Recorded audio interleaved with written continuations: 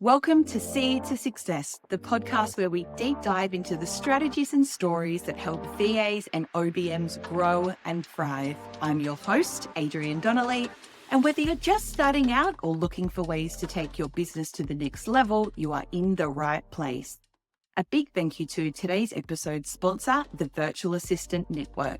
If you're looking for high-quality, vetted client opportunities, the VA Lead Network is where you need to be. You can preview more information about them at valeadnetwork.com.au. And as a listener of the pod, you can enjoy 30% off membership with the code Friends of Seed. That's all one word, all capitals, Friends of Seed. Now, let's get into today's conversation. Welcome back to the show. This is the first time we're popping up in your feed for some time, and it made absolute sense for our first episode back to be with the amazing Amy, who you will recognize as the previous host and former owner of Seed. So welcome, Amy. Thank you. Thank you so much for having me. How does it feel to be sitting on the other side and to be a guest on the show as opposed to the host? I'm really nervous. I feel like it's so much more intense on this side of the microphone, but it's such a surreal moment, like a full 360 moment, really. And when I was reflecting on the last couple of months leading into this podcast recording, I'm like, wow, so much has changed. And yeah, I'm just really excited to be here and be able to chat through what's been going on behind the scenes in the last few months and reconnect with everyone as well and say hello. I'm really excited for that too. Yes, well, you're very much missed, but you're obviously still very heavily involved in the community. So you mentioned obviously a lot has changed in the last few months. So I guess it's a great place to start if we sort of give context to the listeners and the viewers on why we're in opposite sides of the seats and how this whole change in ownership of Seed sort of came to be.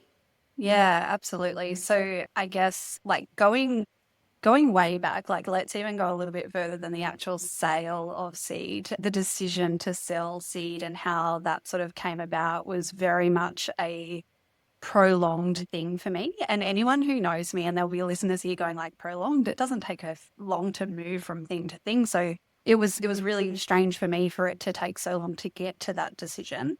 But also I very much needed to know that it was the right thing to do. Obviously it was huge, it was life-changing. And I guess when I sort of look back and reflect, one of the biggest things that I was hanging on to with Seed is the community. So that was really hard for me to come to terms with having to let go in some way, even though I still, like you said, I'm very heavily involved in the community still and still hang out in the membership and have a lot of friends in there. So that's really comforting and it's really nice. But yeah, going back, that decision was like 12 months in the making, really, let's say. I had small children. Seed formed out of one business that turned into another. It really was like a patchwork of all of these different ideas and things that I wanted to do that built and turned into what Seed was the day that I handed over to you. And it becomes part of your identity, I guess, when you build something from scratch like that. So it's such a big thing to move on from that. But I did, like I said, had small children. I did want to always be at home for them, and it's still very relevant, wanting to be able to go to the sporting events and the school events and all the things that us mums deal with when we have kids. The thing, though, that I was finding with Seed was working from home. Whilst I loved it for a period of time and it gave me all of those wonderful opportunities to be there for my kids and to have a baby throughout the time of owning that business and all of those wonderful things, I was getting quite, quite sick of, for lack of better words, my own four walls and not having an outside escape from that. So I found myself really missing that in-person connection.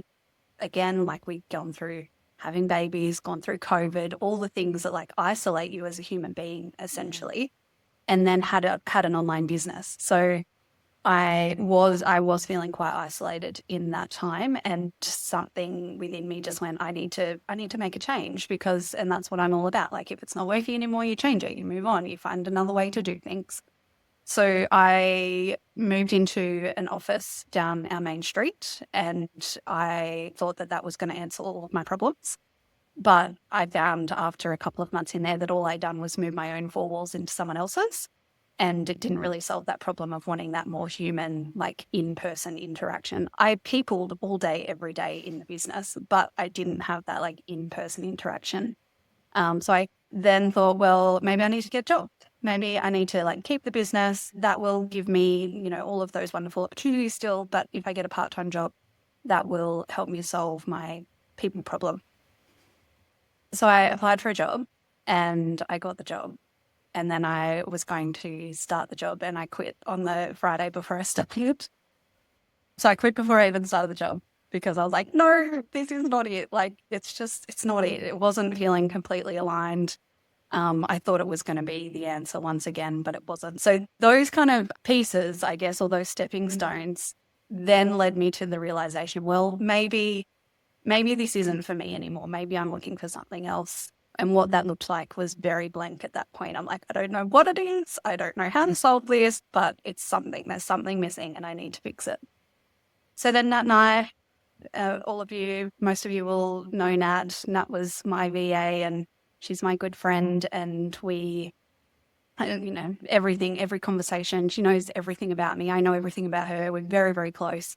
We were sitting there having a chat one day and I'm like, all right, my life's in turmoil. What am I doing with my life? And we come up with the idea to start the Social Hub, which is our business now, together. And that was then ultimately the way that I was going to, and Nat also was feeling a little bit how I was feeling. And I was probably bouncing my energy onto her as well. But I then was able to get that human interaction because our business is front facing. We have a shop front. People walk into us. We have meetings, but they're in person. It was going to enable us to utilize the skills that we gained and learnt in Seed and previous businesses as well, through marketing and social media and websites and all of those wonderful things. And it was also going to allow us to continue in the community that Seed was, because it wasn't completely left afield of what everybody else is doing in there. So we're still very relevant, and kind of then, again, another 360 moment, went from being the advisor, being the coaches, being the founders and the leaders, to being like putting ourselves in there and being part of that community and getting back on the tools, essentially, which has been interesting and fun and all the things as well. So yeah, just for context, that's kind of like the journey that I went on, I guess, in coming to the decision to sell Seed, and the prolonged decision that was over that 12-month period. And then when I got to that decision, I needed to find the right person to take it over. It wasn't something that I was willing to throw on an online business marketplace and let anyone take over. So I was very prepared for that to take some time to find the right person. And thankfully, it actually didn't take too long. And I was able to reach out to you and initiate those first discussions that led us to where we are today. Yeah, that 3 a.m. email back in August feels like in August 24 feels like a very long time ago now. But yeah, it also in other ways feels like it was just yesterday that we started those conversations. So had you sold a business before in your experience, or what are the steps that someone takes when they think, okay, it's time for me to sell this business? Who do you start talking to? Where do you go if you've not sort of navigated that process before? Yeah, so I definitely had never sold a business before, so it was all very new to me. And the first thing that I knew that I needed to do was get the right people in my corner. And really, I guess like initially it was like the conversations with myself and making sure that I was fully comfortable and confident to proceed with doing that. And then it was conversations with like Mick, my partner, Nat, obviously, you know, those key emotional people that I was going to need in my corner to make such a big life-changing decision. But then the really practical and strategic people like an accountant, a lawyer, a business broker, having those people that are able to act, because I'm like, it's so funny being an online business is not an asset as such. It's not something that is a tangible physical thing that you can go and get valued and sell. So I was like, I have no idea, like no idea how much this thing is worth. But they were able to look at things like the recurring income, the branding, the website, the portal, like all of the different things that are not physical things, but they are valuable things for someone to come in and take over. And having that business fully established and reputation fully established it was really comforting to know that I had a saleable asset. I had built a saleable asset. And yeah, they were kind of able then to direct me through the steps of having those conversations, getting those contracts built out, and getting the valuations and everything done for that. It's such an important reminder about any of those big key decisions we make in the business, where they're, as significant as buying or selling or, rebranding or changing your services or maybe niching in a different area, is having those key people in there. And you made such a great point, not just the really practical things like legal and finance, but also the emotional support people, because I can only imagine having this business for 5+ years and really growing it. And as you mentioned before, going through so many of your own seasons personally and the business as well. But to have those people sort of coaching you and helping you through the emotional side of selling a business that you've built from scratch and has became a very successful, business for you. Yeah, definitely. I think like it's just until you initiate those first conversations and those first steps, it's just noise. Like for me, it was just noise. It was me in my own head going like, maybe I should do this. How am I going to solve this problem? Why am I feeling this way and what's going to fix it? And once I got comfortable with the decision and started initiating those conversations, I was like, oh, it felt really big and scary when it was in my own head. But once you have those really practical and sensible and sound people giving you that advice and that guidance, it's like, oh, this is a real thing now. Like we're actually doing something with this and we're putting the steps in place that we need to put in place to be able to, sort out what needed to change and what I wanted for my own like personal career development, my own personal well-being and all of those things as well. So yeah, I think and this is like I say this to people all the time, when you're going through something, it feels so much bigger in the moment than what it actually is once you start putting those steps in place. Like selling a business that, like I said before, almost felt like part of my identity, felt in my own head like such a big, big thing. And yes, it was. But once I had those right people in my corner and started putting in those steps, I was like, oh, this is okay. We can do this. We've got this. Yeah, I definitely agree. And from the other side, only having grown businesses and never having purchased one, I was the exact same. I was like, well, I don't know. I've never bought a business before. What is involved? And it was the exact same. It was like gathering all those right people. So my normal business coach, plugging in an extra business coach that specialized in that, lawyer, accountant, contacting friends that I know had bought and sold businesses. And all of a sudden this thing just seemed, that did seem totally unachievable and totally outside, and me going, I'm not built for this. Like, I don't know the first thing about buying a business. Having those key people guiding you through, it just became so much more obtainable and achievable, I think.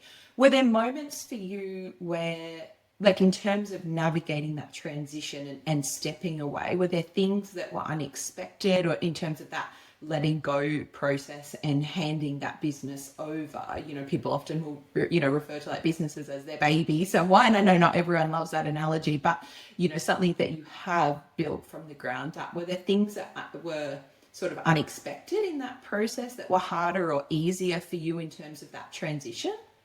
I think for me, because it was a prolonged decision, like it was 12 months in the making, in that 12 months, I distanced myself emotionally from the business, and I like emotionally and practically. So practically, I put things in place that, stripped back some service offerings, had different people coming in and supporting so that it wasn't all me.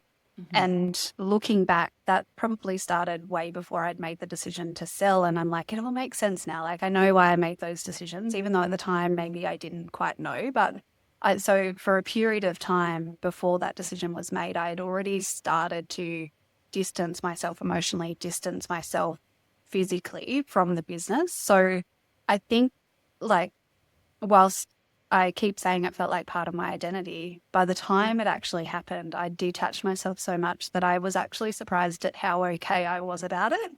And like that, that's nothing on saying, the business is amazing. I totally believe in it 100,000%. I love the community. I love everything that it still stands for. So I'm extremely passionate about it and the future of it. But I was really okay with letting it go in the end, which actually surprised me. And I still have people saying to me like, oh, how does it feel? I'm like, it feels great. Like, it feels fine. I'm okay. I'm really, really good. So Yeah. yeah, that was definitely a huge surprise. And I think that's very much because, I'd taken that time and put those things in place to detach myself a little bit well before it actually happened. Yeah. Yeah. I think when we first sat down to meet and talk about it, I got a sense from you that there was quite, like, you were very at peace with the decision. But what I also still vividly remember is how clear you were on knowing that seed had a place in our industry, and it wasn't a position. You weren't in the sort of mindset of like, well, I can't run this business anymore, so it might be time to wrap it up. I remember you saying like, I will take as long as I need to for this business to find its right new home, because I truly believe that this business still is required in our industry. And I think that really sums up your passion and how strongly you feel about our industry needing businesses like Seed to be that space for people, whether they're just getting started or are looking to grow or scale or shift their business slightly. It wasn't a case of like, well, I can't do it, so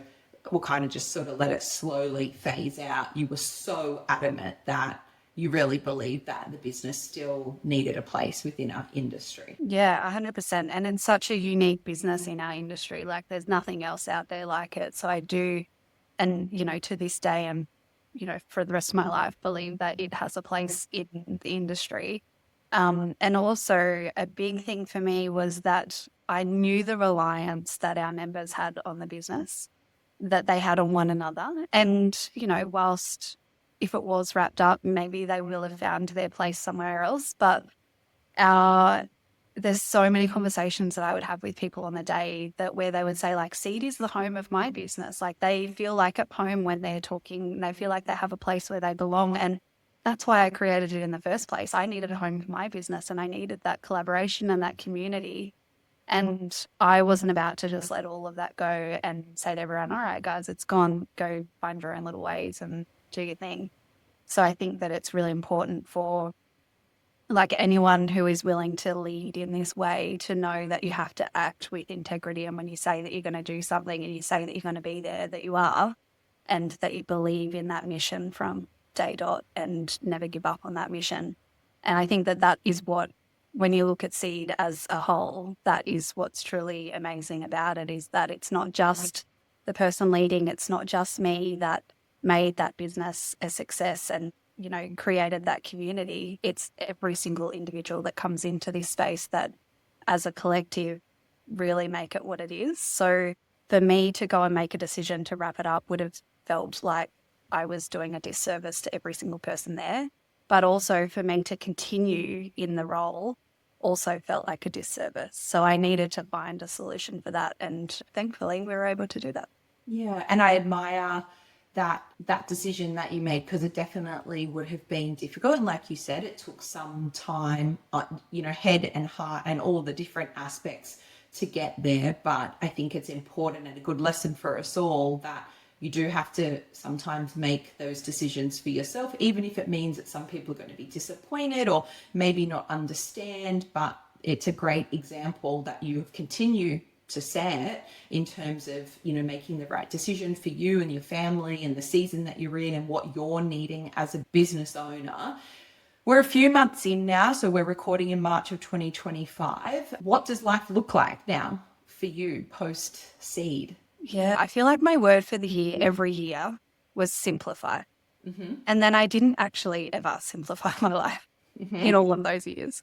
It feel like it just would get more complex as the years would go on. But this year, I actually feel like I'm living that vision, which is really nice. And like all three of my kids are at school now. So this is the first year having all three at school. So there's one drop off, there's one school newsletter, and one lot of events, which bear in mind is still like full-time job, looking like keeping on top of. But that feels so much. I'm like, that's easy. That's good. We're good there. And I have one business, and the business is giving me that really fulfilling feeling of that human interaction, that culture that I was very much feeling that I was missing. But I still have the flexibility that I've always wanted and had with my kids. So that's, ticking boxes all over there, which is lovely. So yeah, it feels really simple. It feels really easy. I don't, for the first, and this is actually a really interesting sort of thing that I like, mindset thing that I've come to as well over the past couple of months.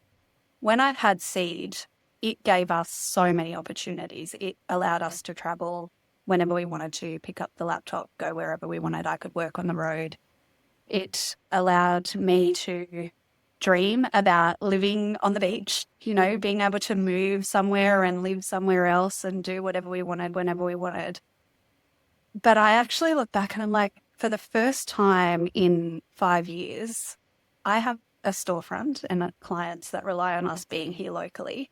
Yes, I can still pick up my laptop and leave anytime I want to, but I feel really content with where I am, location-based. Like I never thought that I would love living where I live. And I think that it was always, looking back, I'm like, was it just the temptation of being able to be anywhere, anytime, that made me feel like I wasn't fully content in my life? So that has been a really huge realization that I'm like, oh, I'm actually really happy here. I'm happy in my house. I'm happy that I can still go off on our little holidays here and there. Maybe we're not going to go and travel the country and do a big lap for 12 months. All of that was such a big dream at one stage. But I'm okay with that. And I feel like we're truly living that simple life now, which feels really nice. Yeah, it sounds ideal. You've gone from a national business that's all online, owned by yourself, so no business partners, so with a national footprint, to co-owning a business in a regional town within New South Wales with a very specific footprint. What are the main sort of, you mentioned that sense of contentment, but from a business point of view, are there any sort of unexpected lessons or realizations that you've had, because they are such different, business models when you think about it like that? Yeah, massively different. I think, and not all positives, but like the feeling of the unexpected ping, like when people sign up to the membership or they purchase a course and you go like, I don't know how to explain it, but that feeling of like, oh, this is working, and like people are continually enrolling, and that then fed your drive to keep going. Yeah, a little adrenaline boost. I get that. that. Yeah. So you're like, 11 o'clock at night and you're like, oh, someone just signed up to the course. That's amazing. Like I get to help another person create this dream now. And like financially, obviously, it's great to have that passiveness in your income. To now our income is completely reliant on the services that we offer directly. So being on the tools and not having that ability to completely scale beyond those time constraints that we have. So that's been a challenge to get used to that again. And yeah, I think just the nature of the business is so different. Like it's really hard to compare the two. But yeah, I would say that would be probably the biggest challenge so far, has been trying to work out, well, and without going into building a course or starting a membership and like recreating the thing that we've already created, how can we scale this business beyond our hours? So that's sort of like a challenge that we're currently navigating, is like, what's next for this business? And I know that because of the way that I am, that it's not going to be enough soon, and not so much financially enough, but like enough to keep my brain active, to keep me motivated. I need a change, and I need that variety all the time. And I always say to people, like, I've got a 5-year expiry on just about everything, except for my partner and my kids. Like Lucky it wasn't for your partner because you waited a long time for that ring, Amy. Yeah, I know. I waited 3 times that. But yeah, like there's going to have to be a next thing, a next evolution. And when I look back at the businesses, I'm like, my very first business was a VA business. Mm-hmm. And then I started Seed from that. And then now we've got the social hub. And I'm like, none of them are completely different. All of them are just different variations of the same thing. So who knows what's next? But that's something that we're currently navigating as a challenge is like, how do we build this business and continue to build this business by keeping it exciting for us and also financially being able to scale the business too. There is some very clear through lines between those 3 businesses that you've owned on your own or co-own. So for those that don't know around the social hub down there in Young, do you want to tell us a bit more about the work that you and Nat are doing and how you're supporting your clients and the kind of businesses that you're working for?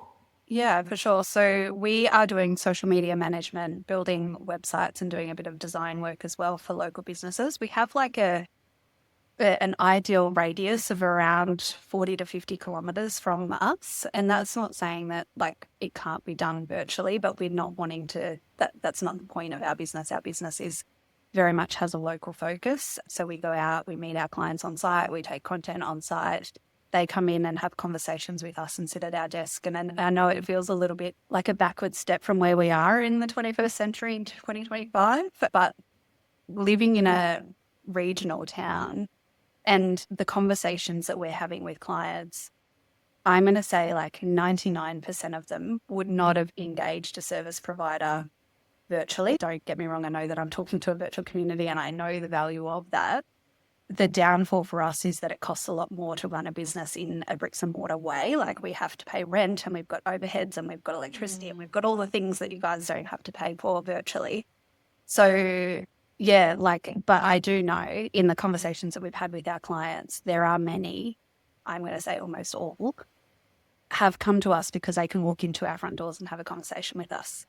So this is where my brain goes like all crazy. I'm like, oh, there's so many opportunities. Like we could open up regional hubs. We could have like the social hub in other regional centers and like people in small regional towns love face-to-face contact. Yes. They love supporting local. So I know very clearly that they're going to walk in and support us because we have a local presence over going and working with someone externally. Because they have that, or a lot of them have that value of working and supporting locally. So it does work and it's worked really, really well for us. And it's not something that you see in every town that you walk past, having a social media studio and a website studio. But yeah, it's working really well. So it's amazing. I don't even remember what question you asked me. I'm asking about the services of the business, but I think it's a great example to show that even in 2025, where, we've never been so connected in terms of technology and systems and the way that we can work and servicing people from all around the country and the world that we've never met before, it's a great reminder that nothing really beats that human connection, which is why, even with Seed now, we're trying to focus more on, state-based communication and organizing meetups in those locations. I know if I'm traveling for other client work in my, my main VA business, I'll let the VAs know within the Seed community that I'm going to be there, and so do others, because we love the connection that we have virtually, and it does a really great job of keeping us all connected and not isolated and all of those great benefits that it has. But I think it's great to acknowledge that there is still for a lot of people that desire for in-person connection, whether that's socially, business-wise, employment-wise. I don't think that will ever fully go away. And it's great to know that there are still businesses out there that are preferring that option. And then I guess because of your background running 2 virtual businesses, there is that opportunity to start to educate them that if you do decide that you're going to go and live out on the beach, they know you've got that rapport, and then, you could move to a hybrid model or something like that, but that rapport's already been built. And it's almost like that chance to educate them that if they ever did want to go down that virtual path, it is possible for them, and just start to maybe slowly introduce that idea if they're open to it. Yeah, absolutely. And I mean, once like moving on from our initial discussions with clients, and if they, if we're doing content for them and seeing them once a month, everything else is done virtually. Like we still very much have the opportunity to, like I was saying, go for 2 weeks, and our clients would never know that we weren't here half the time, because we do, other than those initial conversations that we have with people and the content creation, everything else is done online with them. So yeah, I guess you could call it a bit of a hybrid model already, the way that it is. And there's so much value in having that opportunity to be able to do both too. You are so known within the industry, the VA industry, as someone who is very passionate and a very successful creator of community, and someone who sees the value in that community. It sounds as though, you're already continuing to do that in your new business. What do you think is the key to that success in terms of really being known as someone who is a really strong advocate for communities and places so much important on community? I think it's like breaking the hierarchy. Like I very much have never seen I had a coach one day say to me that I was like the leader in my community. I'm like, I don't really see myself as a leader. I see myself as like maybe a role model at times feels okay, but I've never put myself at the top of the pack, and always very much been open to um like the community exists because of all of us, not just because of me. And I think I embody that in a lot of things that I do, not just professionally, but also friendships and relationships too. I think that we all have value to add to the plate, and not one single person should be the driver of those groups. And, that's what I see every day in the seed community and that's very much the way that I wanted that community to be, was to give people that space and that confidence and the ability to speak their opinions and to bring forward their expertise and to collaborate in a way that feels really nice, without it feeling like there was an expectation to come through me first, or that, I never want anyone to feel like, oh, but I wonder how Amy would feel about that, or maybe I should not say this because I'm not the owner or the founder or the leader or whatever you want to call it. So I think that that's really important. And also just being me and being authentic. I say to everybody, like, I'm an open book. You ask me a question, I'll tell you the answer. If I don't know it, I'll find someone who does. And, there's no gatekeeping information on a professional level, but also a personal level. I like to build friendships and have conversations and, just be authentic and real. And that was my big thing, actually, going back to the sale of seed, is I struggled so much for those few months not being able to just go and like tell everybody. I Because that was like, that's what I do. Like and I usually tell before I actually act, or I tell before I work out how it's actually going to happen. I'm like, hey guys, let's do this. And then I'm like, okay, leave it up to me. I'll work it out. So yeah, I really, really struggled through that couple of months, and I felt like I was keeping this big secret from everyone, and it was awful. But that's only because I am like, just real, just me. Yeah. If I look back through our messages over that period of time, it's like the amount of times you and I both said, oh, I feel like I'm lying. Like, I feel like I'm being dishonest to everyone. And then we'd catch up and be like, oh, just so you know, I just mentioned it to this person. You're like, okay, I mentioned it to this person. I'm like, I feel like it was so innately against the grain for both of us just to not be sharing it, because I think we're like similar in that way in terms of really being quite transparent about our businesses and what's going on in our lives. And even when we decided it was time to tell everybody the whole thing, when we met with a PR person, like a comms strategy person, the whole focus was all on being transparent, giving people an avenue to come and ask questions and flag any concerns and have time with you and have time with me and then have time as a group, because we did want that to be sort of as open and transparent as we could, whilst also listening to like the legal professionals being like, you got to do this, you got to sign this and all of that. It was so hard. But I think that is a true, testament to that value that you have around authenticity and being really open and leading by example, even if you don't see yourself as a leader, but showing, being a role model and leading by example. Yeah, definitely.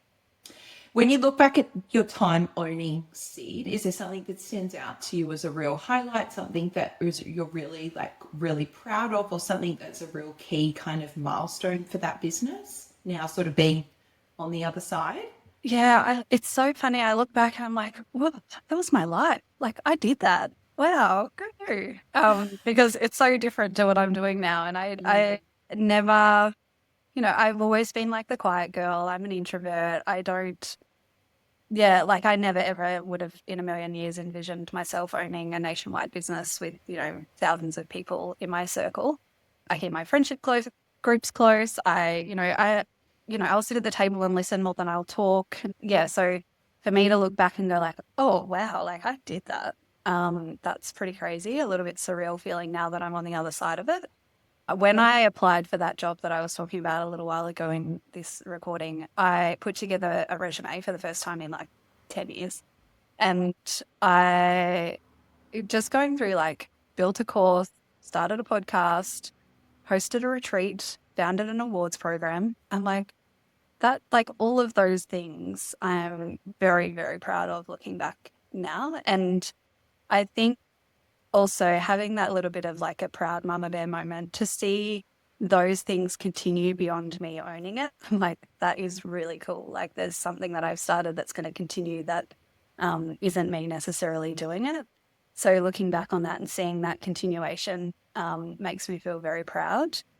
And then, so like practically, they would be the things that stand out for me, but emotionally, I look back and think there are hundreds of people out there now with the opportunity to work from home, have flexibility, travel whenever they want to, raise their children in the way that they envisioned their life to be, all because they made contact with seed at some point. And that, like, that tops it all. It's pretty amazing to think of that, and also the flow on effect that that has on their lives, their families, their communities, the Australian economy. Like, it's massive. That's a pretty significant legacy, Amy. Mm. Yeah, it is. It's incredible. And I've said this to you before, and I'll continue to say it. Like, our industry will forever be better because of the work that you and those that have made Seed over the years, both through your team and the community, have created and built. I truly believe that the industry is better. You are such a strong advocate for our industry and for creating a space where people can build those businesses, as you said, that allows them to have something for themselves, what their family needs from them, whatever family or their household looks like. And I think that's something to be incredibly, incredibly proud of. Yeah. And now to see you be able to go and continue doing that, I'm watching from the sidelines at every single move and every moment, and very much cheering you on every step of the way to continue that legacy. Well, thank you. I have some big shoes to fill. I will do my very best. If you're thinking about VAs that are listening to this, whether they're just starting out or they maybe are a bit stuck or they're feeling a little bit unsure, maybe at a bit of a fork in the road, what's some advice that you would give to those within our community that are listening? I think the biggest thing, and like, even just through the last 18 months of like my huge decision making, I've always moved fast. Like I've always gone, it's not working, quit the job. Like if you aren't liking where you're living, move. If you are in a crappy situation, you're the only person who can get you out of it. But yeah, it did get me stuck, the whole selling seed thing. And it was because it was such a big emotional decision to make. And I get that like sometimes my resilience can be a little bit annoying because sometimes people are like, yeah, but it's just not that simple, Amy. Like there's things that have got to be put in place and there's big changes and it's going to impact a lot of people. And yes, we have to think about all of those things. But I've always said like, just do it, honestly, because you're in the driver's seat of your life. You're the only one who gets to make the changes. You're the only one who can get you unstuck. And in your own mind, when you're creating that noise for yourself around, should I do this? Shouldn't I do this? What if it works? What if it doesn't? Who is it going to impact? Who is it not going to? What does this mean for my life and my future? It is so much louder when it's in your own brain and your own mind than what it is when you actually do it. And there are hundreds of people out there doing it that are proof of that it can be successful. You can, and its version that it starts with won't be its version forever. It will always evolve and change. but you're the only one who gets to do that. So yeah, I think pop those Nike shoes on and just do it. I love it. What a great way to wrap up. I love it. I love a little tagline. If people are missing you and want to keep following on with your business journey and what's happening in your business, where's the best place for them to connect with you and stay in contact with you? So we're mostly on Instagram for the social hub. So we're just at the social hub _ I think I'll have to clarify that. Young. And you can connect with us on there. Another funny thing around Seed and this, like, owning an online business and everything, is I was very much an oversharer on socials, and very much like, I think because I was on there all the time, I was on my phone all the time, I was on socials all the time. Now we do social media as a job. I'm not on social media for myself, really, ever. Like, I just have no interest in it anymore. So that could be a phase or it could be forever. I'm not really sure. But yeah, so there's no point really following me personally, because there's nothing to see here, people. There's nothing to see. But yeah, so the social hub _young is our Instagram. That's the best place to go. We've got a website, but you don't really need that. And yeah, feel free to just drop me a message anytime you like. If you're in the Discord chat, then I'm always open to having a chat with anyone. Yeah. And if you're in Young, make sure you pop in and see the girls. Keep an eye out for their roving vacuum that can be found running down the streets of Young from time to time. Amy, it's been so nice having you back on the show, albeit on the other side of the microphone. Thank you again for coming on, and again for everything you have done for our industry. We are cheering you on, and we're so glad that you're still in and around our industry, and looking forward to seeing what's next for you and Nat. Thank you so much. Thanks for having me. Thanks for tuning in to another episode of the Seed to Success podcast. Don't forget to subscribe so you never miss an episode. Know someone who would have loved this chat? Send them a link and get them to join in the Seed VA community.